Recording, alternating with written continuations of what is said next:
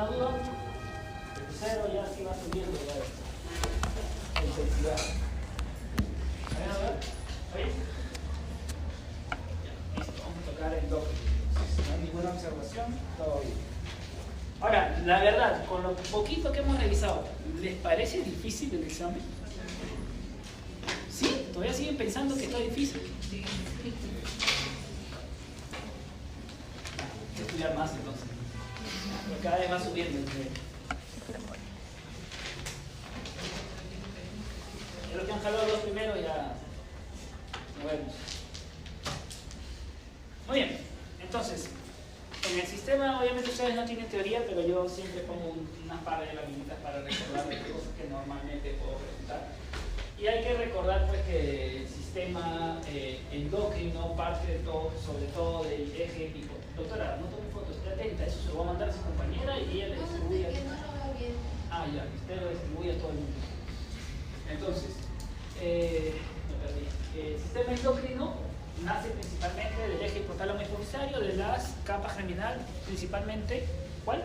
Neuro, ectodermo, bien sea cuál la neurohipófisis y la adenohipófisis de la bolsa de Röntgen, ¿ok? Entonces, neuroectodermo, ¿ok? O del ectodermo neural, si quieren llamar. La hipófisis se divide en anterior, posterior. Eso es lo que nos enseñan normalmente, pero también tiene una pars intermedia.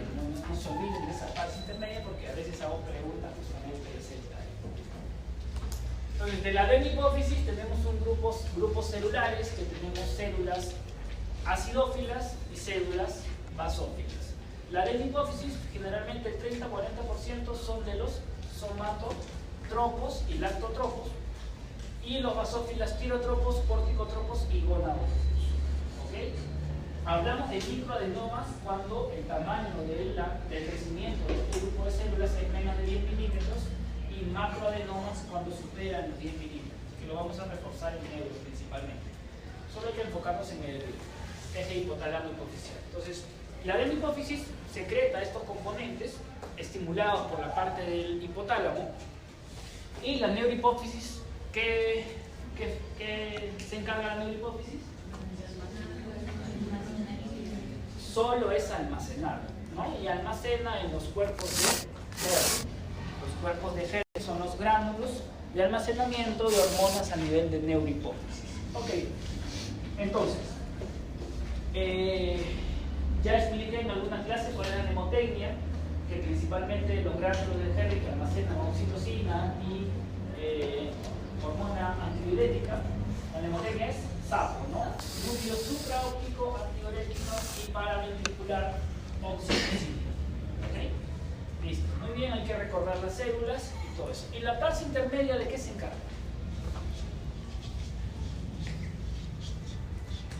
Ajá. ¿Y la glándula pineal de qué se encarga?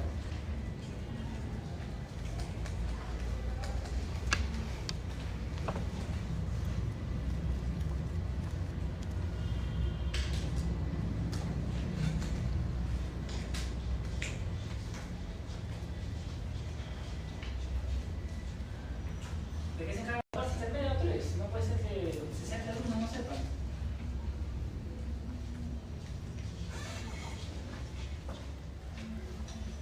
¿Qué secreta la pars intermedia?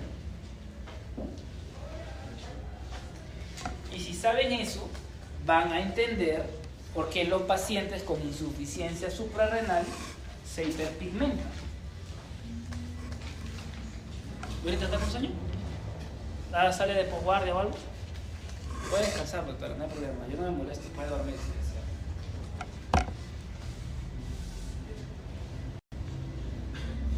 ¿Ah? Secreta propio melanocortina, que es una hormona estimulante de los melanocitos. ¿Okay? Entonces, doctor, ¿por qué dice que cuando hay insuficiencia suprarrenal se hiperpigmenta?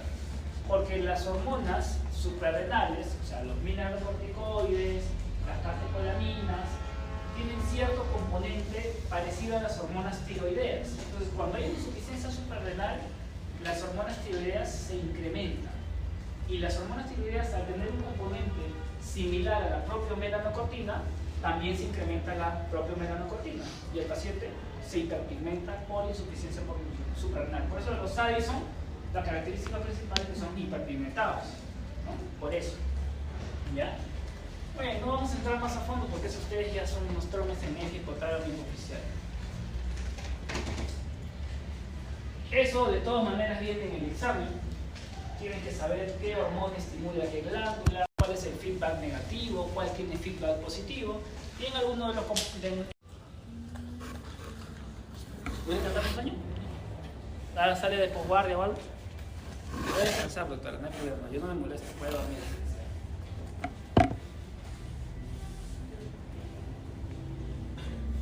¿Ah? Secreta propio melanocortina, que es una hormona estimulante de los melanocitos. ¿Okay? Entonces, doctor, ¿por qué dice que cuando hay insuficiencia suprarrenal se hiperpigmenta? Porque las hormonas suprarrenales, o sea, los mineralocorticoides, las catecolaminas, tienen cierto componente parecido a las hormonas tiroideas. Entonces, cuando hay una insuficiencia suprarrenal, las hormonas tiroideas se incrementan. Y las hormonas tiroideas, al tener un componente similar a la propia melanocortina, también se incrementa la propia melanocortina. Y el paciente se hiperpigmenta por insuficiencia suprarrenal. Por eso los Addison, la característica principal es que son hiperpigmentados, ¿no? Por eso. ¿Ya? Bueno, no vamos a entrar más a fondo porque eso ustedes ya son unos tromes en eje hipotálamo hipoficial. Eso de todas maneras viene en el examen. Tienen que saber qué hormona estimula qué glándula, cuál es el feedback negativo, cuál tiene feedback positivo. Y en alguna de las clases ya les dije una pregunta bien maleada, pero de Lima, que era de la estimulación de los osteoblastos. ¿Ya? Eso ya les dije en algún momento. Pero bueno, recuerden que el hipotálamo se encuentra principalmente en el hueso esfenoide con las famosas apófisis pterigoideas.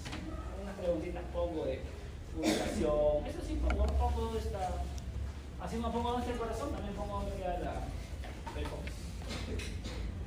Ok, empezamos entonces la parte del endocrino. Entonces, dentro de la diabetes mellitus, sabemos que tenemos, para ser rápidos, tipo 1, que es el paciente insulino dependiente, y tenemos el tipo 2, que es un síndrome metabólico caracterizado principalmente por resistencia a la insulina, ¿no? Entonces, de las complicaciones, generalmente los tipo 1 debutan como cetoacidosis diabética, ¿no? Generalmente los tipo 1, y los tipo 2 como estado hipermolar, más bien, ¿ok?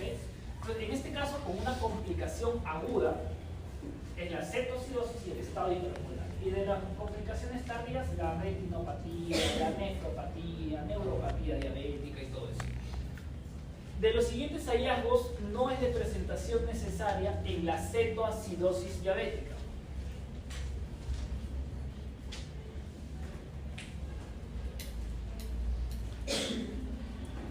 Acidosis metabólica, cetoacidosis diabética. Obviamente tiene que haber acidosis metabólica. Hiperpotasemia. Yo insisto, esta pregunta, mira, lo que están en Cuex, Villametti, lo que ustedes quieran, ustedes, los que son de Lima, obviamente saben que es Amazonas, ¿no? Venden unos libritos que se llaman Alvaraditos, ¿no? 5 soles, claro. Agarra esos libros y son las mismas preguntas de Patadero.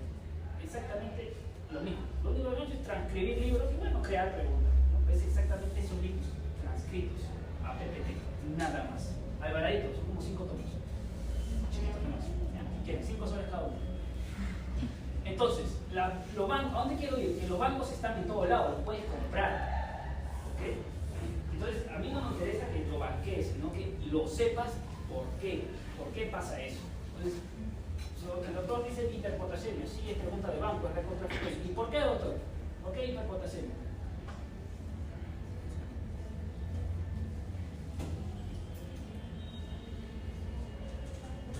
Se comporta como un hidrógeno y si aumentara haría alcalosis. No, porque si yo aumento los hidrogeniones, el pH baja. ¿Sí o no? más hidrogeniones, tú dices que se comporta como un hidrogenión, más ácido, más hidrogeniones. No sería así. Bueno, cetoacidosis, glicemia más de 400, sí. Bicarbonato menos de 15, sí. Cuerpos cetónicos, sí. ¿Cuál principalmente? ¿Cuáles son los cuerpos cetónicos más frecuentes, doctora, que encontramos en orina? Doctora, ¿cuáles son los cuerpos cetónicos?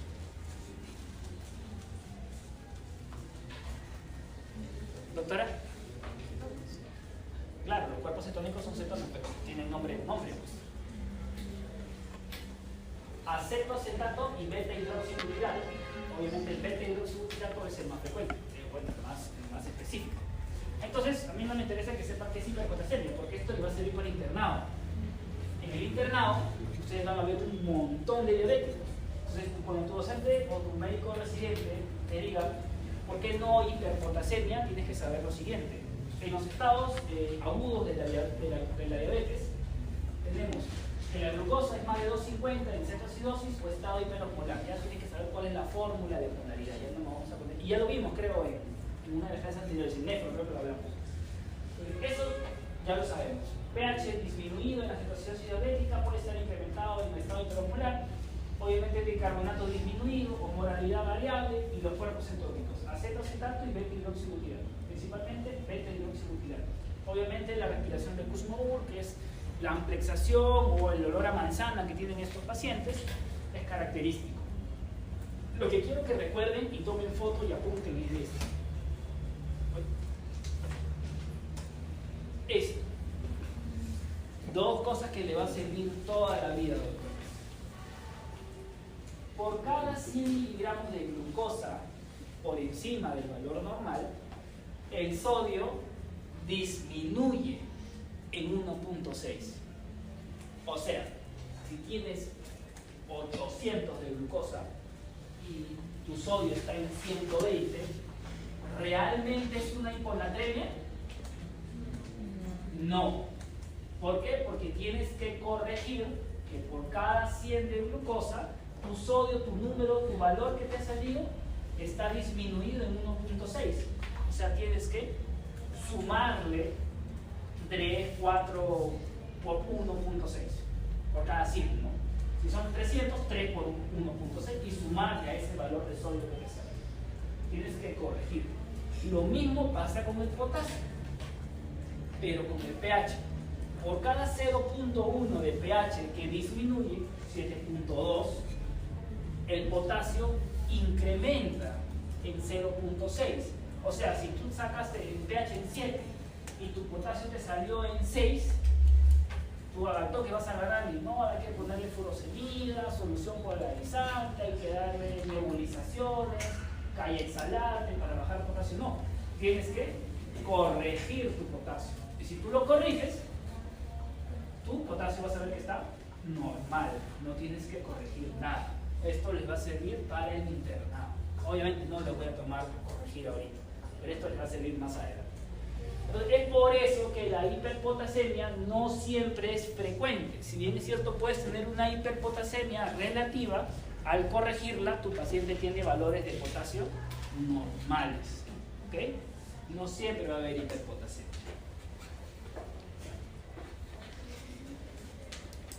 ¿Cuál es la mejor prueba para valorar la efectividad del control de la diabetes? Obviamente esta pregunta ya es un poco antigua. La hemoglobina glicosilada. Exactamente, porque antiguamente la hemoglobina glicosilada solo me servía para ver el control de tu diabetes en los últimos 3 meses de tratamiento. Actualmente la ADA ya incluyó la hemoglobina glicosilada como diagnóstico de diabetes mellitus, ¿ok? Entonces, para valorar diagnóstico, glucosa en ayunas, test de tolerancia a la glucosa. ¿Qué dice la guía? Que tú tienes que repetir 2 pruebas similares para establecer diagnóstico. Si esas 2 pruebas similares te salen con un rango dudoso, haces una tercera distinta. Las 2 primeras iguales, la tercera distinta. ¿Okay? Entonces, el dosaje de hemoglobina glicosilada es lo que nos habla para el control. control. Y principalmente para tener un buen control es que tenemos que tener hemoglobina menos de 7. Para control, para decir si mi paciente está controlado. Por eso es que se habla, este cuadro es de la guía. Entonces, menos de 7 está todo en verde, que es un buen control de glucosa. ¿Okay? ¿Cómo se hace el test de tolerancia a la glucosa?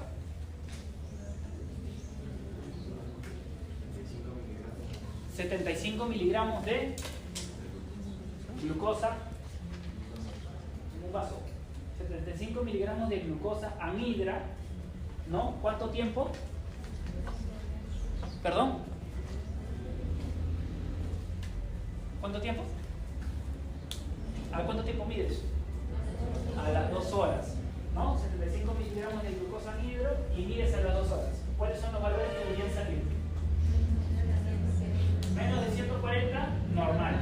De 140 a 199, prediabetes. Más de 200, diabetes mellitus.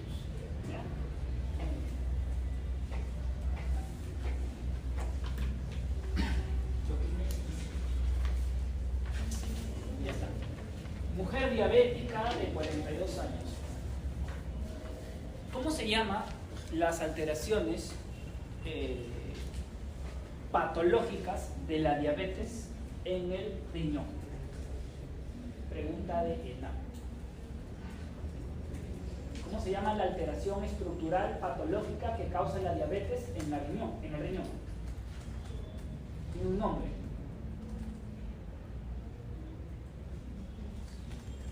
Nódulos de, siempre lo digo en clase, ¿eh? Nódulos de Kimistel-Wilson. Nódulos de Kimistel-Wilson. Es patognomónico de nefropatía diabética. Entonces, mujer diabética de 42 años es llevada de emergencia por presentar cuadro de sopor, glucosa 350. ¿Cuál de los siguientes hallazgos confirma el diagnóstico de cetoacidosis? Este caso me pasó de una de mis primeras guardias cuando era médico general. La respiración de Kussmaul.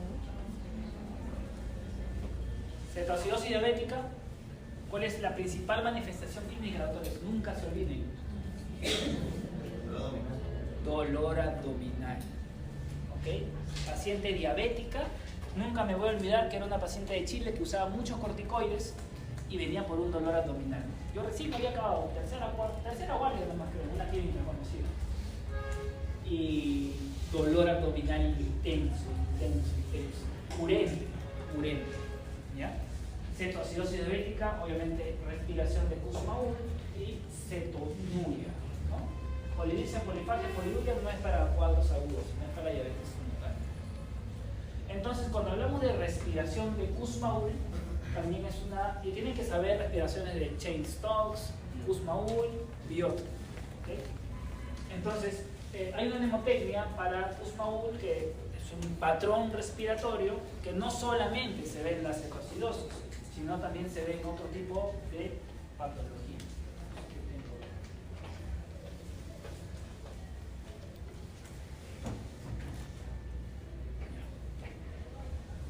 Entonces, la mnemotecnia es como su mismo nombre lo dice, Kussmaul. Entonces, la respiración de Kussmaul, que tiene una amplificación distinta al patrón normal, con una amplitud incrementada, profunda. ¿Alguna vez han visto un paciente con cetoacidosis? ¿No? ¿Nunca? Es una respiración profunda, bien profunda. El paciente siente que está forzando la respiración, una amplitud incrementada. Obviamente, la Kussmaul por la presencia de cetonas. ¿Okay? La uremia, el incremento de urea, también me puede dar respiración de Kussmaul, porque son ácidos inorgánicos. Los pacientes con cuadros sépticos, pacientes con intoxicación por salicilatos, la intoxicación por metanol, ya dije cuál es el antídoto del metanol, intoxicación por aldehídos, la U no va ninguno ahí, y el incremento de lactato, o sea, todo lo que está relacionado con ácidos inorgánicos, ¿ya? O ácidos.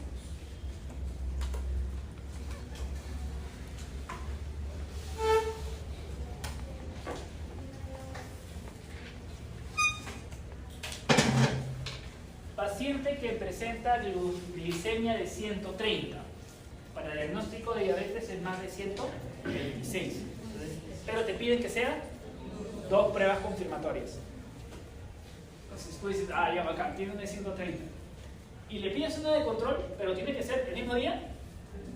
Tiene que ser separados, días separados, no puede ser el mismo día. Y le pides una de control y es normal. 2 pruebas iguales, va la tercera. Y la tercera tiene que ser distinta. ¿Qué prueba solicitarías? ¿Le pedirías otra vez glucosa en ayunas? No. Entonces, ¿cuál sería? Y ahí viene la duda. ¿Y por qué no hemoglobina glicosilada? Porque obviamente sí es una pregunta antigua. Antiguamente la hemoglobina glicosilada no entraba dentro de los criterios para diagnóstico. Entonces, la respuesta era test de tolerancia a la glucosa. Pero hoy en día, suave si te ponen hemoglobina glicosilada como alternativa. Puede ser la respuesta también, porque ya está incluida dentro de los criterios. ¿Ok? Y doctor, y si me ponen las dos así maleado, test de tolerancia a la glucosa. Test de tolerancia a la glucosa. ¿Ya? ¿Qué puede pasar? ¿No? Test de tolerancia a la glucosa, a las 2 horas más de 200, confirmas diabetes mellitus. Ahí está, para que lo sepan. El rango para diagnóstico de diabetes con hemoglobina glicosilada es más de 6.5. ¿Cuáles son las 4 P's? Polidipsia, poliuria, polifagia y pérdida de peso, ¿no? Recuerden que la insulina tiene un efecto anabólico, ¿no? Hace ganar peso, hace ganar masa muscular. Entonces, si hay una resistencia, no hay una buena ingreso de los nutrientes, proteínas, qué sé yo. Entonces, hay pérdida de peso. El paciente come bastante, pero no gana peso. ¿Ya? Por el contrario. Y ya dijimos por qué en los pacientes renales hay una pseudo normalización de la diabetes. Ya lo dije en la clase pasada. ¿Se acuerdan o no? O sea, les dije, en la clase pasada les dije por qué los pacientes con enfermedad renal crónica, diabéticos, tienen una pseudo normalización de su diabetes. No lo voy a volver a explicar. Pregunta esa. Mujer de 45 años consulta por el resultado de glicemia en ayunas de 126, pero no tiene síntomas. ¿Qué prueba solicitaría para confirmar el diagnóstico? No me dan la alternativa de volver a pedir glucosa en ayunas. ¿Sí? No me dan la alternativa de volver a pedir glucosa en ayunas. Entonces, obligatoriamente tengo que pedir una glicemia a las 2 horas postpandriales. ¿Ok? Ya en una de las clases recordamos cuáles son las células que secretan insulina. Las beta. ¿No? Células beta del páncreas endocrino de los islotes de Langerhans. ¿Y cuál es el GLUT que interviene en el sensado de glucosa a nivel pancreático? 5. ¿O el 2? El 2 es el principal. ¿Y en el examen qué marcaron? ¿Cuál es el principal de fructosa en el riñón? Sí. Muy bien. Entonces, ¿qué prueba solicitaría? Glicemia 2 horas postpandriales. Si quieren banquear mejor, no les recomiendo que se compren los alvaraditos. O sea, claro, no le digo que sea malo, ¿no? Pero tienen que estudiar. La idea cuando banqueen es que tengan que saber por qué no de las claves. ¿Ya? O sea, lo que les recomiendo es que compren libros comentados. Eso es lo que les va a ayudar. Los libros comentados de bancos justamente lo que hacen es analizar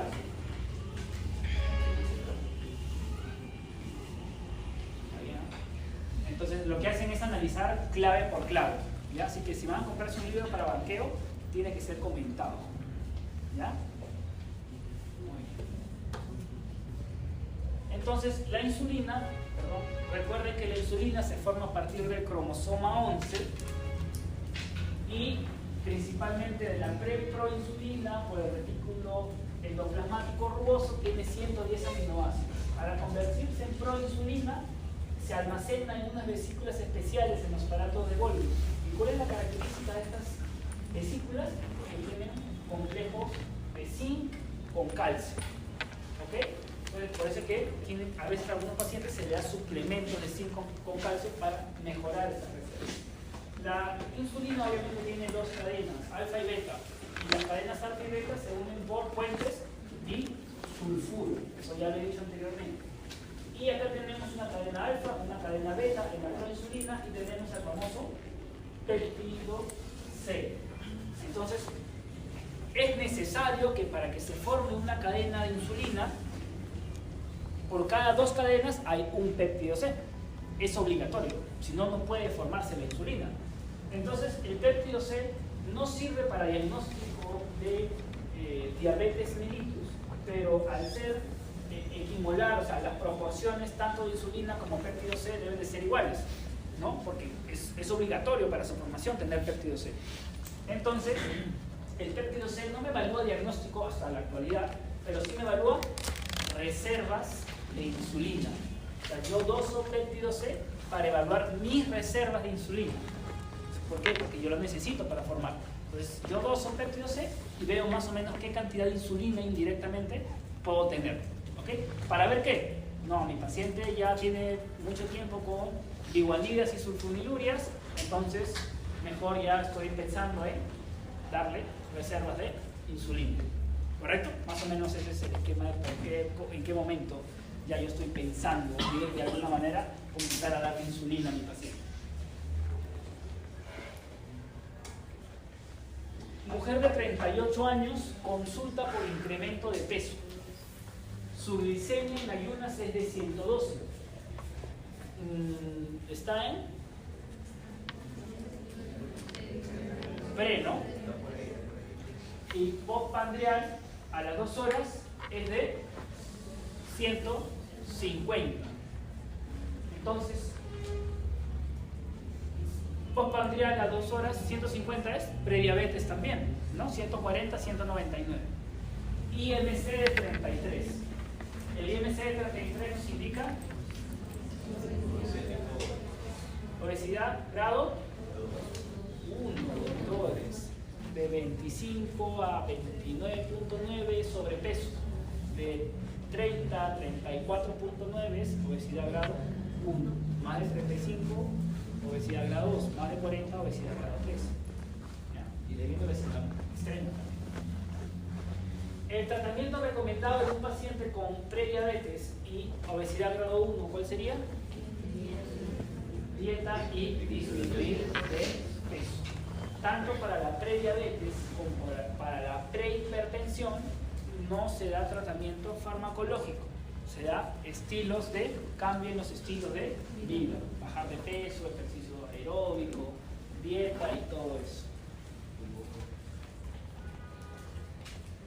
Varón de 41 años, obeso, acude a emergencia por dolor abdominal difuso, de moderada intensidad, náuseas y vómitos. Al examen físico, taquipneico, con presión arterial de 110/60, Glasgow de 11, glucosa oral seca, laboratorio, glucosa 529, sodio 145, 3.4, bicarbonato 6.5 y pH 6.9. Esta pregunta ya la resolví en MEF. Vamos a ver qué es lo que marcarían ustedes. Bicarbonato 6.5, pH 6.9 y PCO2 en 26. ¿Cuál es el tratamiento inicial para este paciente? Obviamente es una descompensación aguda de diabetes. ¿Qué es lo que harían ustedes con este paciente?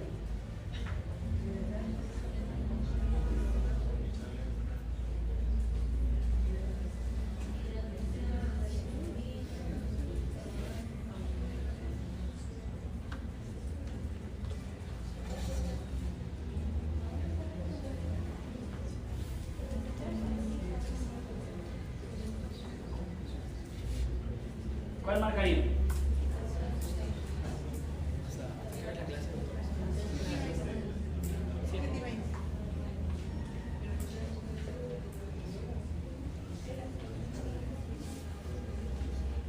¿Qué marcarían ustedes?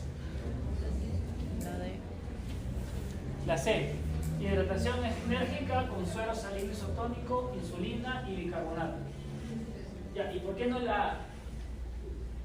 Si es lo mismo, solo que no tiene bicarbonato. Por el pH, dicen. ¿Qué tiene que ver el pH? Ya, yo te pongo pH 7.1. Ya lo cambiamos. pH 7.1. Así lo mismo el examen. pH 7.1. Ya no es el pH. Ahora, bicarbonato menos de 8 se corrige, doctores, obligatoriamente. ¿Okay? Entonces, es por eso que el paciente necesita recibir bicarbonato, no tanto por el pH. El pH también, lo dije, ¿no? Bicarbonato menos de 8 y pH menos de 6.9, justamente. Entonces, en el examen lo puedo cambiar. A ver si han estado atentos. Entonces, bicarbonato menos de 8 se corrige. Así como el PCO2 más de 60 C, PCO2 más de 60 C, intuba al paciente. Automáticamente ventilador mecánico. También le he dicho en clase.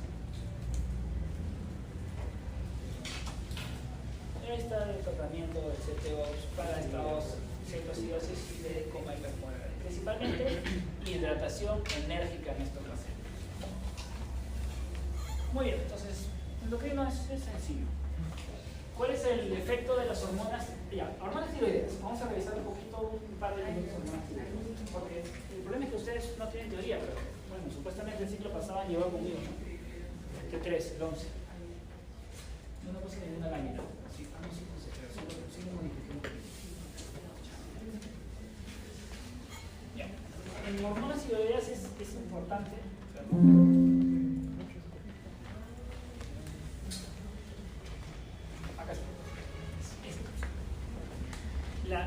La síntesis de hormonas tiroideas es importante y obviamente viene entre otras hormonas tiroideas porque es una enfermedad frecuente para manejar. Entonces, en la parte patológica de la glándula tiroides, ¿no? Tenemos los dos lóbulos, el istmo, y algunos consideran un lóbulo intermedio también, ¿no? De la tiroides. Tenemos el folículo tiroideo con las células epiteliales, que son los tirocitos, y en el medio donde se almacenan las hormonas tiroideas. Entonces, nosotros nos alimentamos con yodo, ¿no? Ingerimos, no producimos yodo, no podemos producir yodo, por lo tanto el yodo es necesario tenemos que ingerirlo mediante los alimentos. Es por eso que antiguamente había el bocio endémico, ¿no? Todas las personas no consumían, no había manera de comer yodo, y las personas, en una manera de captar la mayor cantidad de yodo, la glándula tiroides comenzaba a incrementar su tamaño. ¿Qué es lo que hizo el Estado? Justamente, como la sal, le pusieron yodo, o sea, la sal es yodada. Entonces, como cocinas con sal, toda la sal tiene yodo para suplir esos requerimientos de yodo inorgánico. Punto. Ya no hay tanto bocio endémico. Entonces, este yodo inorgánico, una vez que ingresa al torrente sanguíneo, es captado por la célula tiroidea, por el tirocito, a través de un transporte. ¿Cómo se llama el transporte? El NIS. Es un simporte yodo-sodio. ¿Okay? Ambos se absorben en el tirocito. Necesariamente ambos. Obviamente, y el yodo es yodo inorgánico. Entonces, una vez que el yodo ingresa al tirocito, necesita este canal, el canal de pendrina. El canal de pendrina para poder pasar a la luz del coloide y así iniciar los procesos de oxidación, organificación y acoplamiento para formación de hormonas tiroideas. Entonces, el yodo es captado, luego que pasa a través del canal de pendrina con un intercambio con el cloro, se oxida. Me está llamando el coordinador. Algo, doctor. Bueno, captación, oxidación, organificación y acoplamiento. ¿Qué es importante recordar? Obviamente el simporte yodo con sodio, pero principalmente también del canal de pendrina. ¿Okay? El canal de pendrina, si se afecta, hay una enfermedad que se llama síndrome de Pendler. Y recuerden que el canal de pendrina, así como hay en en la célula tiroidea, también hay en el oído. Entonces, cuando hay síndrome de Pendred, hay hipotiroidismo, porque el yodo no puede ser captado para su oxidación, o sea, no puede ingresar al coloide para su oxidación, y también hay hipoacusia. El síndrome de Pendred está asociado a hipoacusia e hipotiroidismo. ¿Ok? Entonces, una vez que ingresa ya al coloide, ingresa todo el proceso de organificación y acoplamiento para formar monoyodotironina y yodotironina, y esta a su vez se unen para formar triyodo y tetrayodotironina, y otra vez son almacenadas mediante un proceso de pinocitosis en el, son almacenadas en el coloide, y cuando se requieren para sus funciones específicas nucleares, mediante el proceso de pinocitosis, otra vez salen al torrente sanguíneo. ¿Qué hay que recordar? Ok, ya se formaron las hormonas tiroideas, pero recuerden que la más abundante es la T. ¿Cuál es la más abundante? La T4. ¿Cuál es la más activa? La T3. La T3. Entonces, ¿cómo rompemos esta T4 a T3? O sea, T4 más es nada, son las reservas, y la T3 es la que cumple la función, es más potente. Entonces, a mí me conviene tener más T3, pero por si acaso, como su tiempo de vida-acción de la T3 es muy corta, lo almaceno como T4, y cuando la necesito, a través de las desiodinasas, principalmente 1, la desiodinasa 1, degrado la T4 a T3. ¿Por qué les digo esto? Porque así como hay desiodinasa 1, también hay desiodinasa 2 y 3, y la más específica para recordar es la desiodinasa 3. ¿Por qué? La desiodinasa 3 lo que hace es formación de T3 reversa. ¿Y cuál es la función de la T3 reversa? Exactamente, no tiene efecto, es una molécula inactiva. Es una manera de preservar a las hormonas tiroideas frente a su efecto catabólico. O sea, no sé, te operaron, sufriste un accidente de tránsito, tu cuerpo va a estar postrado, tu catabolismo va a estar incrementado, porque no va a haber mucho aporte seguramente. Entonces, justamente ahí, la T3 reversa, o sea, la desiodinasa 3, hace que la T3 se vuelva inactiva para entrar en un efecto de catabolismo disminuido. O sea, y ese es el síndrome, ¿cómo se llama? Síndrome del eutiroideo enfermo. Eutiroideo enfermo. Esa es la función de la desiodinasa 3, ¿ya? Para formar T3 reversa. Muy bien. ¿Puede repetir, doctor? ¿Me dijo síndrome de qué? ¿Perdón? Lo último que dijo. Síndrome del eutiroideo enfermo. ¿Okay? Es una forma de inactivar el catabolismo de las hormonas tiroideas. ¿Okay? Entonces, regresando a eso, hablando del catabolismo, la pregunta es: ¿cuál es el efecto de las hormonas tiroideas sobre el tejido adiposo?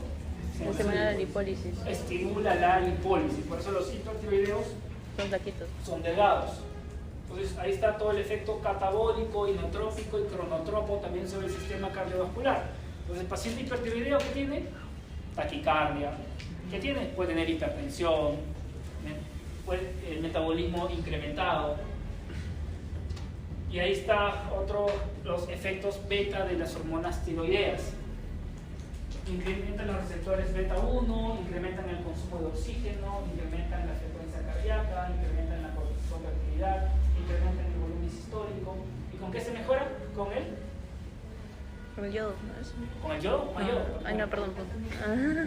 ¿Ah? Beta bloqueadores. Y si yo tuviera que elegir un beta bloqueador en un paciente hipertiroideo, ¿cuál es de elección? Propanolol. Si bien es cierto, el propanolol es un medicamento que no se utiliza mucho, no es cardioselectivo, pero justamente al no ser cardioselectivo, disminuye este efecto beta-adrenérgico de las hormonas tiroideas y también tiene efectos sobre la conversión periférica de T4 a T3. Entonces, paciente hipertiroideo es sinónimo de propanolol, ¿ok? No es lo mismo darle bisoprolol, nebivolol, no. Propanolol es de elección, ¿ok? Ya salvo que sea asmático, ya piña, pues ahí sí. Ni modo, ni modo. ¿Cuál de los siguientes es signo de hipertiroidismo? ¿Cuál es la triada clásica del Graves-Bassel? ¿Perdón?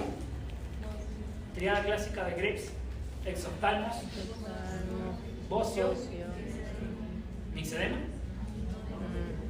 ¿Sí, nixedema nada más? Pretibial. El nixedema pretibial es característico del Graves-Bassel. Y recuerden que el nixedema es un acúmulo de polisacáridos, mucopolisacáridos. No es lo mismo que un edema, que es líquido plasmático, ¿no? Es mucopolisacáridos. Pretibial. Anticuerpos para el hipertiroidismo.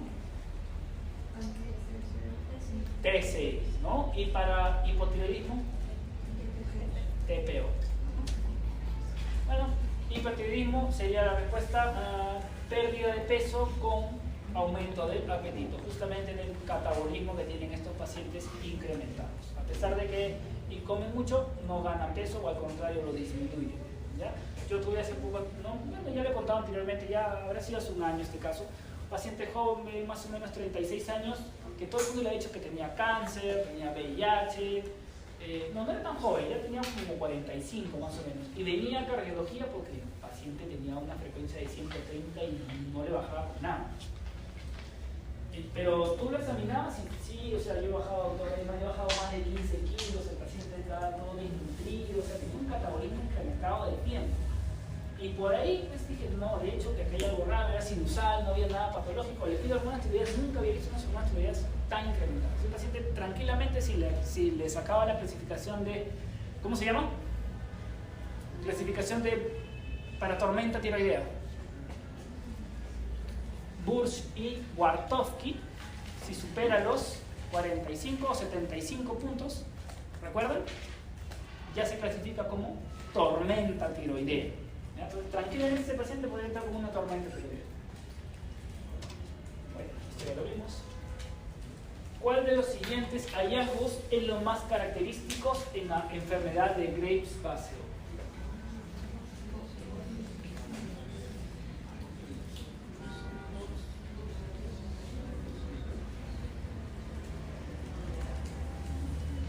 Bocio, no, bocio difuso y exoftalmos. Bocio difuso y exoftalmos. Ahí está. Triada clásica que ya lo vimos. Exoftalmos, bocio y nixedema pretibial. Paciente mujer de 35 años con temblor, sudoración, taquicardia, exoftalmos. ¿Cuál es el tratamiento médico? Ahí está. ¿Cuáles son los fármacos que utilizamos en el hipertiroidismo? Metimazol y propiltirazine. ¿Okay? Son los dos fármacos que principalmente utilizamos. También utilizamos Lugol. ¿Okay? ¿Cuál es el tratamiento médico para una paciente con hipertiroidismo? Metimazol, ¿no? Metimazol. Ahora lo que tienen que revisar ustedes en casa, cuál es el mecanismo de acción del metimazol, cuál es el mecanismo de acción del propiltirosilo, porque algunos actúan en la tiroperoxidasa justamente, o en la organificación de hormonas tiroideas. Eso es lo que van a revisar, ¿ya? Metimazol, no metamisola.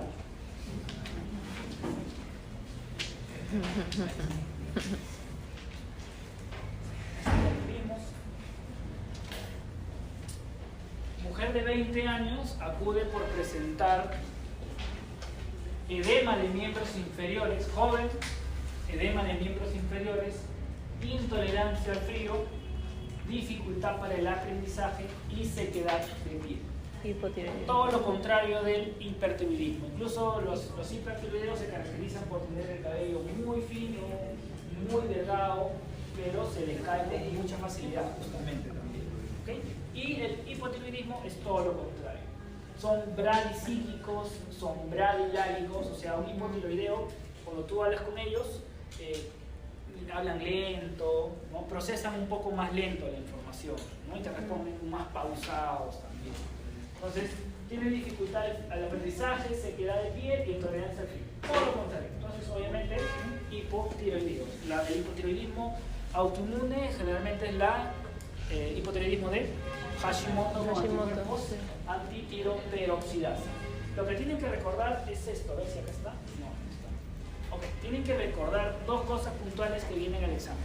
No sé si en el tercero o en el cuarto, pero va a venir, le va a venir. Fenómeno de Job-Basedow y fenómeno de Wolff-Chaikoff. ¿Okay? ¿Alguien sabe cuál es el fenómeno de Wolff-Chaikoff? El problema con una nota de participación es que nadie habla. Ese es un problema. ¿Alguien sabe cuál es Wolff-Chaikoff?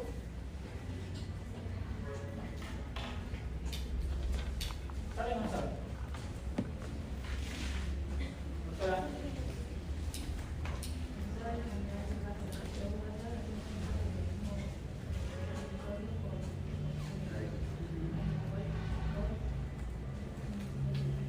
Así es.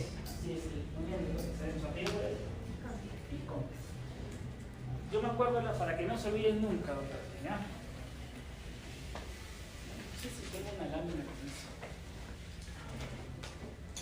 Como a mí me enseñaron. Ahí está. Eso es lo que tienen que revisar. Uno, al final, ambos causan hipotiroidismo, ¿no? Ambos son de hipotiroidismo. Obviamente, principalmente el efecto Wolff-Chaikoff, de que la glándula tiroides deja de funcionar por yodo excesivo. Se saturan los niveles de yodo de la glándula tiroides y deja de funcionar. Se produce un hipotiroidismo, por eso Wolff, de off, ¿okay? Deja de funcionar. Y al lo contrario, el fenómeno de Job-Basedow es un hipertiroidismo transitorio por también exceso de hormonas tiroideas. ¿Okay? ¿Se entendió? ¿No? Wolff es inmediatamente se satura la glándula tiroides. ¿Okay? Off.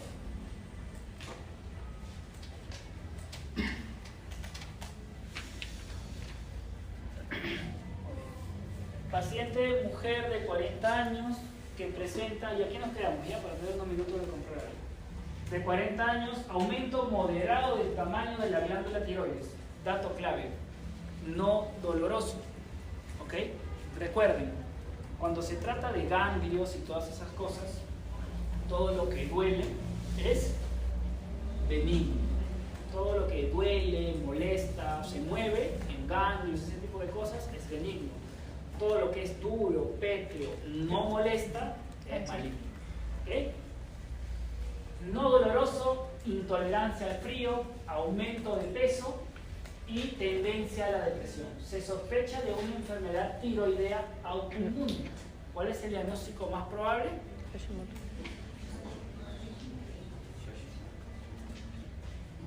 Obviamente, ¿cuál de esos es autoinmune? Nada más. Riedel y Deckerbein son secundarios a cuadros infecciosos, ¿no? Job-Basedow es exógeno, ¿no? Y bosendémico es por déficit de aporte. Entonces, el único que te queda autoinmune es tiroiditis de Hashimoto. Nada más. Muy bien, doctores, hasta acá. ¿Hay alguna duda? ¿Cuándo es el próximo examen? Me pierdo. 3 falta todavía. Ya para el mato 2 más o menos. El mato 2 después del mato 1. El mato 2, perdón. ¿Terminando el mato 2 o justo la semana que tocaría el mato 2? El 27 después. Vamos, tocaría cardio. Muy bien. ¿Alguna pregunta, alguna duda, doctores? Ya bueno, ahí lo revisan y... ¿Ya? ¿Ah?